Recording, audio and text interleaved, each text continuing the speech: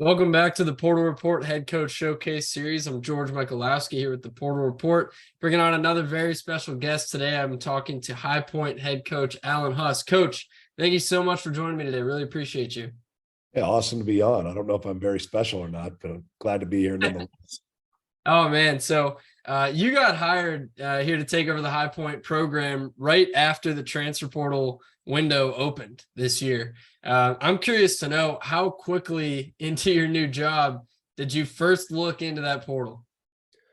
I mean, I think it was the portal was in full flow by the time I got hired. Unfortunately, that's part of the problem of playing late and having a little bit of postseason success is, we're trying to prepare for games, both in the conference tournament and then the NCAA tournament through a couple of weekends. And, you're looking on Twitter every now and then when you have a second and the names are flowing. And by the time we got here, it was, we were maybe a little behind probably where we needed to be, but we were able to make a bit of a dent nonetheless. Of course, man. Yeah, you guys brought in one of the biggest and most impressive, classes from the portal, at the mid-major ranks. I want to ask, are you guys on campus yet? Have you gotten to see them play in person since adding them? Yeah, we've got most of them here. We've got it. The three European guys are all kind of still in Europe doing different things. A couple of them playing. One of them just got hurt and is on his way back this week. One of them's got the rest of the tournament to figure out, and then third one's got a little bit of a visa deal that he's working his way through. And then we've still got one spot open still. So other than that, though, everybody's here and doing well and reasonably healthy. And yeah, we've had a nice summer here for 5 or so weeks. It's good to hear, man. So I want to get into those specific transfer, targets that you guys brought in, and kind of break down their recruitments, how they ended up at High Point. So the guy I want to start with, here, Duke Miles, coming from Troy, 6'2" guard, most points per game out of any of your transfer additions, 14 last year as a sophomore at Troy. What was Duke's recruitment like? How did you guys bring him to High Point? He was one of the first ones we got on, and I think we really saw some value there. He'd been a little nicked up with some injuries, but that was really kind of the only downside to Duke. He's a really high character guy that can really play, shoots the basketball, and has an intelligence that's well beyond his years. So, yeah, I mean, there were a number of schools involved across the across the spectrum from low major to mid major to high major, and luckily we were fortunate we got him on campus right away and slammed the door shut on that one quickly. But he's one that figures to be in our mix for rotation minutes, and as a guy that we think is going to be an exceptional player here in the near future. You mentioned you got him on campus really quickly. Is that the first goal, I guess, when you're recruiting a transfer? Is that like get the kid on campus? Do you guys do Zoom calls with recruits, or what's that process like? I think each individual kid maybe in situations a little bit different. I don't know if there's necessarily one cookie cutter methodology that works with each kid, but I can tell you this. I think the first thing you do is you try to evaluate all information on kid. It's easy to find out if they can play with the variety of data and synergy and all the things we have at our fingertips now. I think the more difficult part of it is figuring out if they fit with what you're trying to do from a culture standpoint, whether they fit your school academically, whether they fit just whatever it is your vision is. We used to have a 24 months, 36 months in some cases to figure these things out. And now we've got to figure it out and make really difficult, quick decisions on whether or not kids are, kids fit what we're doing or not. And so that's the challenge. It's information, and it's trying to rely on networks. And for all the really neat pieces of the technology, there really isn't one piece of technology that can do our vetting for us. So that's a big portion of it, especially with the way we want to do things. And it's easy to see if they're talented basketball wise, but can they think the game? Can they exist in the type of freedom that we like to have in the offensive system that we use? So there's a lot of things, and our system's a little different than what a lot of others do. So, when you're trying to vet student athletes, that's the challenging part in these microwave recruitments, is trying to figure out where the best information is and how these kids are going to fit into what we're trying to do. Did any of them commit to you guys without visiting? Did any of them just say, "Oh, wow, yeah, like yes, I want to be at High Point right away"? No, I think we had everybody on campus Okay. before we came. It was, yeah, that's a big thing for High Point. And we've got a beautiful campus and an incredible situation here. So that's something that we want to do. We want to get guys here. We want to have them experience this place, and uh, it's pretty special. So we will push kids quickly to try to get on campus, just because no matter what we do from a digital standpoint, it just doesn't do it any type of justice to try to get to try to get anything that we have here to look the way it does here on that screen. It's just not the same thing.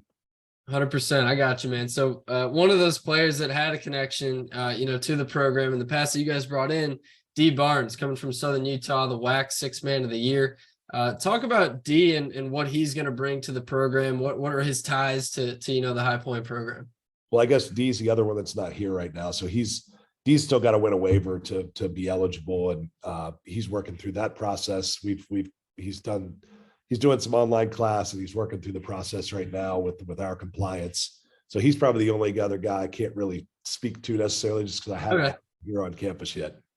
Yeah, that's all good, man. So I want to shift over to Kimani Hamilton then. That's an interesting prospect that you guys bring in, former top 100 prospect, went to Mississippi State, didn't have too many minutes there at the high major level, but what's that like for you guys, bringing in a guy from the SEC that's played with, the top competition in practice year in and year out, had that experience? I think Kimani, you start with his, high school. He was the Gatorade Player of the Year in the state of Mississippi, won a state championship, won at a really high level in the UIBL with Team Thad, went to Mississippi State just as a freshman, and it just, like a lot of freshmen, had some things he needed to improve, and it was on a veteran team at Mississippi State, really, really well coached by Coach Jans, and he just got lost in the shuffle a little bit with some older guys, some guys that had been through battles. As that rotation shortened, he kind of found himself on the outside looking in. I think he's one of those guys that still has to learn a few lessons, just because he didn't get to learn his lessons on the floor last year, but his physical talent is undeniable. He's all of 6'8". He's long. He has really spent some time this summer to work on his jump shot, which has kind of been his Achilles heel. But he's a guy that, for his size especially, can really touch the paint off the bounce with the basketball, can make plays for others, and then defensively, when dialed in, he has a chance just to be a complete difference maker. He's a guy that can legitimately guard the 1 through the 4. Even though he's 6'8", he probably has he's probably a better perimeter defender than he is like a 4-man defender, just because he's still got to get a little bit more physical, but his ability to move his feet and guard guys on the perimeter and even in the backcourt is pretty special. Some of you guys bringing in the front court, Liam McChesney coming in from Illinois State, 6'10" forward, over 6 points a game last year. What is Liam, what's his skill set like, and what did you guys like about him that made you want to go after him in the portal? Liam's a prototypical frontline guy for us. He's a guy that can play multiple positions. He can really shoot the basketball, and he can dribble it and pass it probably equally well. So his deal is just trying to kind of stay healthy, get a little bit stronger so he can stay healthy. But he'll fit in perfectly to what we do. He can really just dribble, pass, shoot, think. And it's just a matter of getting him to the floor every day. But he's a part of some really dynamic offensive basketball teams, especially his first year at Illinois State. Last year, obviously, there was a coaching change there, and they used him a little bit more as a traditional kind of big guy.